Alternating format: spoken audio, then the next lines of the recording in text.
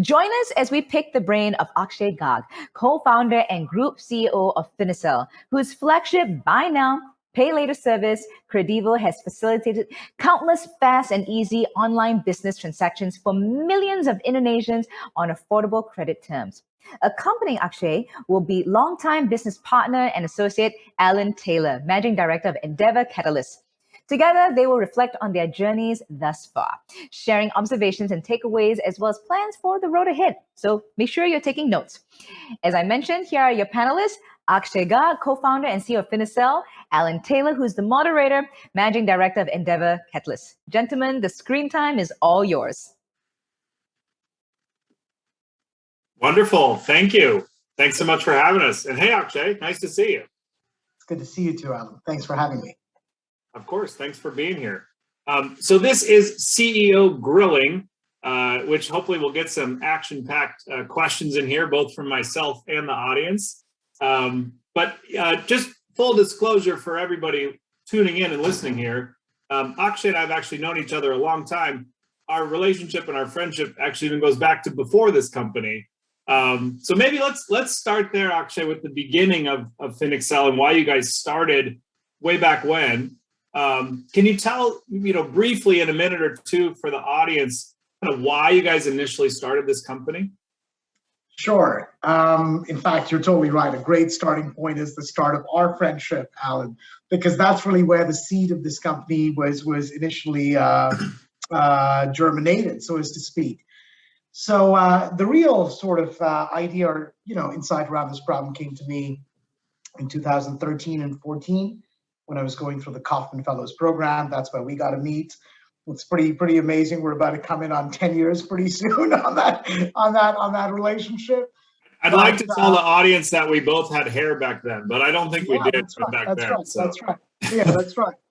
But yeah, look, I mean, during that time, when I was really trying to figure out if the next step for me post my first startup journey was really a VC career or not, I was really spending a lot of time investigating this particular problem on the side, right? I had a little bit of background in terms of just knowing how deep the credit access problem is in this part of the world.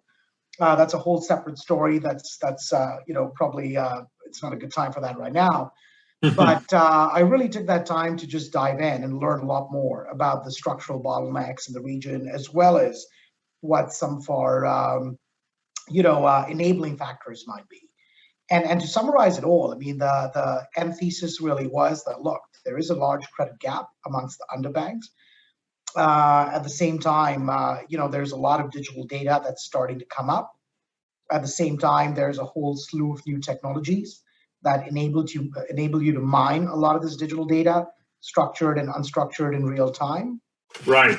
And then it was really a matter of applying a business model to it. And that's really how we started putting together the credit problem on e-commerce transactions and came up with a buy now, pay later business model. So that's the starting sort of, seed to this whole journey, and credit to the Kaufman program for facilitating that. Sure.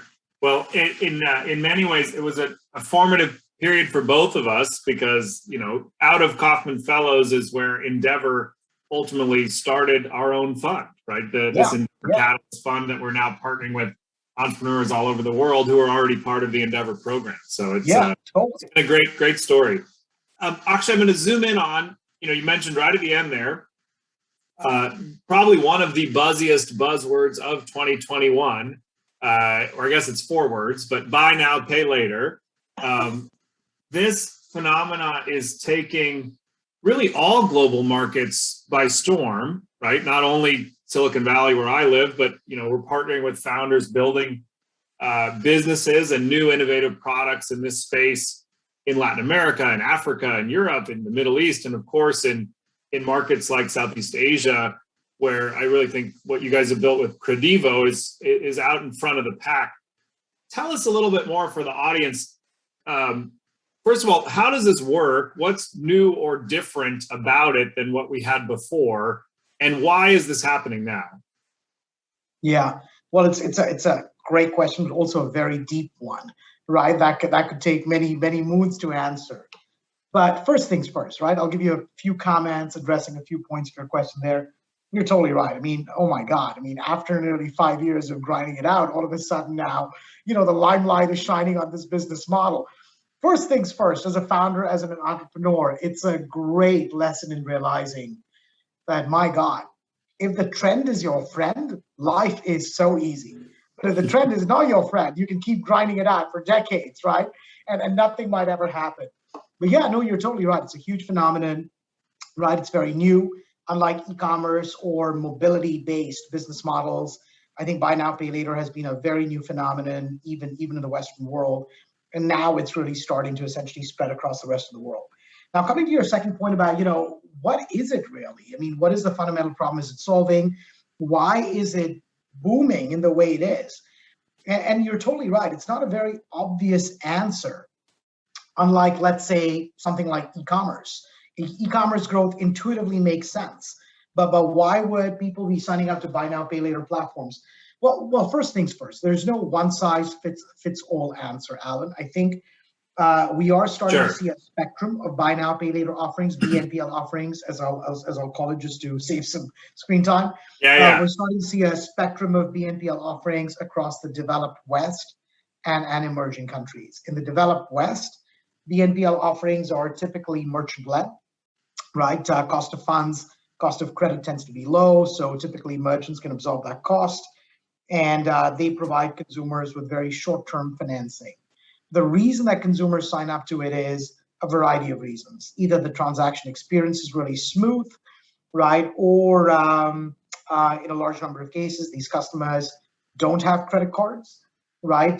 Just a little known fact, but I think post the global financial crisis, credit cards in the West are no longer looked at as an aspirational item by young millennials and people coming into their 20s and 30s. Right. So it's just a great sort of, in-between product for that community, right? Since a lot of them are just not signing up for credit cards. Now, in the East, which is what I just described this part of the world as, I think it's a slightly more nuanced answer, right? Starting out, look, credit cards are in short supply here. And the reason for that is credit bureau penetration is very poor, right?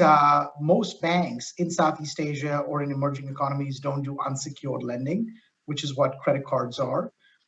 Just as a point of example, I mean, there's about 100 million plus underbanked customers, not even unbanked, but underbanked customers in Southeast Asia, 50 to 60 million of which are in Indonesia alone, which is to say these individuals have a bank account, but they don't really get much else from a bank, whether it's a credit card or something else, right? So you've got a problem with credit access. You've got a problem with, a very difficult transaction experience at times, right? Now, I mean, there's a lot more options to smoothen out e-commerce transactions. But 5 years ago, you had to jump through 5 hoops in order to make a bank transfer. So the primary sort of trigger for the adoption of BNPL offerings, at least in the East, is really the lack of credit access across the overall population. And that's why a lot of, Gen X, Gen Y in particular, right, people in their 20s and 30s like using BNPL offerings because they're low cost and you can still get access to credit, low cost credit without having a credit card. That's really what's driving the adoption here. I'm interested actually in how you think about competition. And, you made an important distinction between kind of the West and the East. One of the things I'm always curious about in these new business models is, if we can kind of squint at the future and imagine 10 years from now, will global or, Western companies or US companies like Affirm, be in your backyard competing with you in Indonesia? Or do you think this is a regional business for certain reasons? Yeah. Look, I mean, my personal opinion is that it is a very local business, not even a regional business. Yeah. I think someone like Affirm could do very well in the US, UK, Australia, advanced credit bureaus, right? You plug into a FICO or an Experian score, you're scoring the customer without really having to do much on your own, and you're making a decision. The minute you get into emerging markets, credit bureau penetration is poor. So you have to rely on your own credit scoring, and that's not easy to do because you've got to invest in building the right data partnerships. Right. And that takes a long time. I mean, we are where we are after nearly 5 years of work, where we are actually mining. We've partnered with and are mining huge amounts of data, most of which is sourced in a proprietary fashion. Any incoming, player would take years and years to build those same partnerships. So that's the first part of that response. I think secondly, just in terms of, how this might play out in terms of competition. Yeah, look, I mean, I think this is a hot space, obviously, and I think we're all aware, Alan. I mean, you're an investment professional, you know this better than I do. I think when a particular theme is hot, I mean, you'll just have a lot of new entrants. It's just the way the industry works. Yep. Not just BNPL, but it's just how life works. But I think one of the bigger challenges in a space like this is that well, first of all, it's hard enough for new players to jump in because it's a complex business model. There's credit scoring, there's collections, there's funding lines. I mean, where do you fund the business model from, right? Mm-hmm. It's not easy to build out, funding facilities in this part of the world. But the more complex part of it, in my own opinion, is just that. Look, anyone can go build a financing business under a roof under their parent business, right? If you're a travel business, yeah, maybe you can offer some travel financing and so on to your customers or something like that. But look, if you really want to build something that's large, that's scalable, right, over time, you have to be open loop, right? Which basically means that you are available as a checkout option, not just on one or two sites, but across many sites. But everywhere. Yeah. And the best example of an open loop payment method is cash accepted. Right? Visa and MasterCard are amazing examples of open loop networks, right? Mm-hmm. So it just comes back to that point that, look, it's a hard enough business model to build in the first place. The structural bottlenecks are pretty hard to get around, right? And then you've also got to figure out a way to basically make it open loop, which is really hard. It only comes with deep focus and deep expertise, which is why I think, look, from a competitive standpoint, I mean, there's no question in my mind, there is already and there will be a shakeup over the next few years. Right, as with any industry, a few people emerging as clear winners. But my sense is it will be the specialized open loop players, not the closed loop ones. Interesting. In venture capital circles for probably the last 2 or 3 years, the running joke has been, every business is now a fintech business, right? In the same way that, I'm old enough to remember the era when mobile was actually a category on the website of venture firms, right? Oh, we invest in mobile, right? Until everything became mobile. So obviously that category went away. I think there's some truth to this idea that everything is becoming fintech in some way, but there's an Endeavor mentor named Matt Harris, based in New York at Bain Capital Ventures, who wrote a piece a couple of weeks back in Forbes, essentially on, the future of money.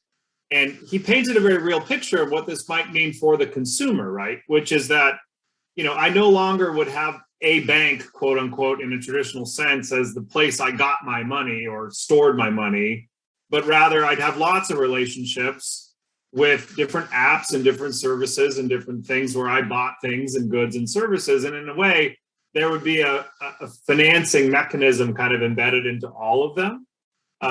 Is that how you imagine the future for, say, consumers in Indonesia? Do you think there'll be kind of this more diversified relationship, I guess, to where things get financed? I really do. It's an interesting point. I mean, a very interesting, it's actually a beer discussion more than anything else. And, I haven't read this column by Matt, but just based on the way you described it, I would conceptually agree with his thinking. Mm-hmm. I mean, generally speaking, the way, at least in which I think about the world, is that we are going through a world which is rapidly decentralizing in every shape, form, or fashion. Whether it's governments, historically, in human history, in organized human history, governments have never had as little power as they do today, right? Where more and more power is starting to move to private enterprise or the individual or the civil society. Right. Look at money. I mean, look at what's happening with crypto. I mean, you've got an asset with $1 trillion market cap, half that of gold, which is completely decentralized, no centralized authority and no fiat authority as in a bank or a government. I mean, these are, you could argue that these are exceptions, but they're also massively symbolic of what's going on under the surface. Yeah. Look at media. I mean, who's consuming media through a single newspaper or magazine today? I mean, people are going to aggregators now, whether that aggregators browser or Facebook or Twitter, right? I mean, it just goes to that point about decentralization being a dominant theme, right? Yeah. Where there's a layer of curation somewhere in the middle. Now, I brought that curation angle up very deliberately because I do kind of feel that even with financial services, we are moving away from this centralized hub and spoke model of, look, there's a bank account, you're getting your salary there, you're doing all your savings with a bank, and then, that's the hub, and now you've got the spoke of other services around it. I think that's great. I think in the next 5 to 10 years, in this decade for sure, I think we're going to find like this web of interconnected services that are kind of talking to each other, right? There's no, specific center. The user's financial life is spread across a bunch of these. The big question in my mind is that what is going to be that curation service? And I haven't quite gotten the answer to that just yet. I kind of feel that's really where the big play is going to be, right? For the major players, there'll be a lot of specialized players, people, let's say, doing crypto alone, credit alone, Sure. banking alone. But there's going to be this wave of or layer of essentially a curated service, which is essentially just connecting a tool, guiding the user through that, set of choices, experiences, and so on. And I kind of feel, we're going to see a lot of innovation in that space. It's really about building an experiential economy around financial services, which is hard to explain, right? But I don't know if you see what I mean. I completely get it. I think we're going to live our way right into it without even realizing it for many consumers. Yeah. It's the visionaries, sort of founders, building companies like yours that are actually kind of laying down the tracks for us as we speed in that direction, Yeah. Well, that's too kind of you. I would describe myself as anything but visionary, right? But or for that matter, anything else. But no, I think like we are, taking some very active steps around that. I think one of the things that we announced recently, it's public news, is our goal to essentially build out a neobank in Indonesia. We've invested in a bank here, and over time we at least hope to increase our stake there and get to a point where we're actually building out a digital bank. The goal around that is just in line with that conceptual sort of philosophy that I think there's more and more touch points that you want to be across as far as the customer experience is concerned. Yeah. The more you can be, the better it is to be that curation app. Yeah. Curation. I'm going to shift gears just very quickly and talk a little bit about the financing of your own company, where you've brought on a lot of great partners over these different rounds in the private market. But of course, now I've made a big decision to become a public company in the not too distant future. Hence the title of our session here today, From Indonesia to Wall Street. Talk to us a little bit about the thinking there and what you see as the benefits maybe for the business over the next 5 or 10 years of actually being a listed business. Yeah. Well, I think the answer is in your question. The reason that we're actually doing this is because we think it's the best thing for the business over the next 5 to 10 years. We could have stayed private. We had the opportunity to, right? But when this option came along, we deliberated on it very deeply and decided that this is the best option for the business. There's a couple of reasons for it. One, it really just comes down to our strategy, which is very specific to us, right? We do have a desire, again, coming back to that point, to build as many touch points as possible across the digital financial services experience set, right? And that takes capital. Unfortunately, building out new businesses in financial services isn't exactly cheap, right? So public markets represent obviously a very, very good, right, scalable and fast-moving source of capital. Private fundraising can take a lot longer, as you know yourself. Number two, we have a slightly unique business, Alan, where as today, at least being a credit provider, as a buy now, pay later player, what we really sell in a strange way is money, right? So when a user is actually transacting with Kredivo and we're settling with a merchant, we're paying the merchant and the customer is paying us back, between 30 days to 12 months. The question is, where does that capital come from? The thing that we're actually settling with a merchant. Right now, we're not a bank. So it's obviously, I think, a gating factor to our growth in the long term. And being public in a very deep capital market such as the US is from a strategy perspective, a phenomenal way to build deep pools of debt capital, which can then be used to seed, right, and scale buy now, pay later businesses, whether it's here or in other parts of the world. So it really came down to those two things. Also, we believe, look, I mean, I think every business eventually should, stand the trial of public markets. As they say, with private investors, beauty's in the eyes of the beholder. But with public investors, well, look, I mean, that's the ultimate jury. So personally, I think for me, I do feel that summiting the mountain, if you will, for any founder is it's the equivalent of taking a company public, right? And being able to work through that. So in some ways, it's also a point of, just increasing the bar for us to meet that. Yeah. Actually, we've got a lot of founders in the audience here, and so I'm gonna stay on the personal just for a minute and ask you a question about you and kind of your role. At Endeavor, I've been here 15 years helping founders on kind of this scale up journey, right? From the early days to hopefully, being a public business, $1 billion company, a $10 billion company. We've got a portfolio company in Latin America that's closing in on being $100 billion company, right? So I think the sky's the limit in many ways on building these businesses. But how does that impact your own role or even your own life as CEO and leader of the business, right? So I'll ask it this way. How do you feel your work life is different today than it was back when you guys started? And how do you think it might be different, in 5 years once you are a public business? Oh boy. I told you it was grilling, so I had to do something. Yeah. No, it's a great question. I'm just trying to think about it because, look, first of all, it never, starting point is if you really want to be a founder, I mean, just get ready to grind it out. It is, I don't think it's a joke. I mean, a lot of people say it's probably the hardest thing that you can do. And, you're a founder as well. So it goes back, it's not just about being founder of a startup. I mean, you're running a fund. I think the responsibility of being the parent of something that you're bringing up is all consuming and exhausting. Yeah. You've got to have the discipline and the internal fortitude, right, to ride the highs and the lows, because trust me, there's a lot of them. But in terms of coming back to your question about has it changed? Look, the intensity never goes down. I'm obviously not solving the same problems day to day as I was 4 years ago, 5 years ago.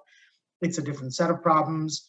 To some degree, they're more complex problems. To some degree, they're problems that call on a slightly more of a management kind of skill set than just a pure product market fit sort of, focus skill set in the early days. Sure. But you've got to, in terms of how do you deal with it, I think my own view on this stuff is, one, you've got to have an open mind, right? You're not perfect. No one is. One of the things I really try and do is just give my best to everything, but I also don't take myself too seriously.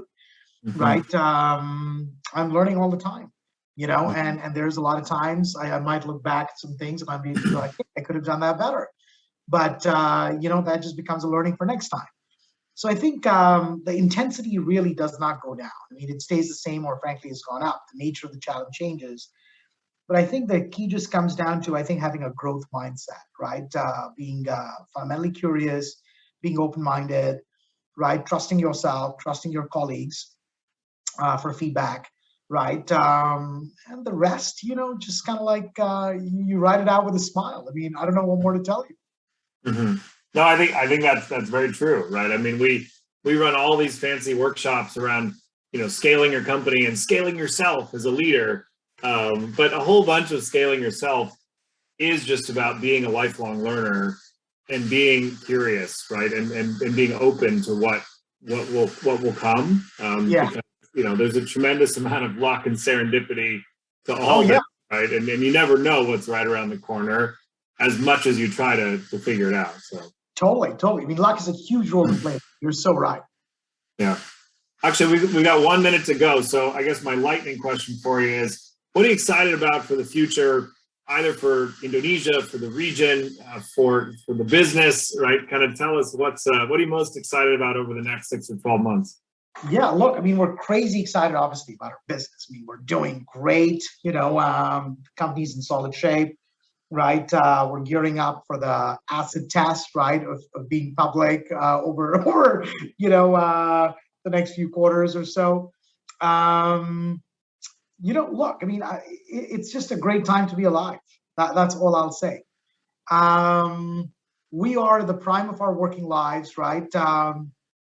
And literally, in the midst of this wave of digitization, in particular in financial services, in a region which is just growing so fast, right? For the space that we're in, which is the intersection of e-commerce and financial services, I mean, there are a few markets as attractive as Southeast Asia. Right, the numbers are just amazing, obviously, in general, overall, right? So I think it's a very exciting time for the region, for us. I will add a cautionary note here. I think it's been a brutal year for the country. In particular, Indonesia suffered a lot. I think we don't speak about this that much, but I think there's a lot of people, right? And I'm not referring to my company specifically, but in general, look, I mean, there's a lot of people, who will and are suffering from second-order mental health issues. It's going to take time, right, for a lot of people to get their mojo back, and that's just life. So really hoping it all comes together for everyone's sake in the new year. But I think this decade, I think, is just going to be fantastic for the region. I just wish good luck to all the founders who are planning to build things out. This is an amazing time to build.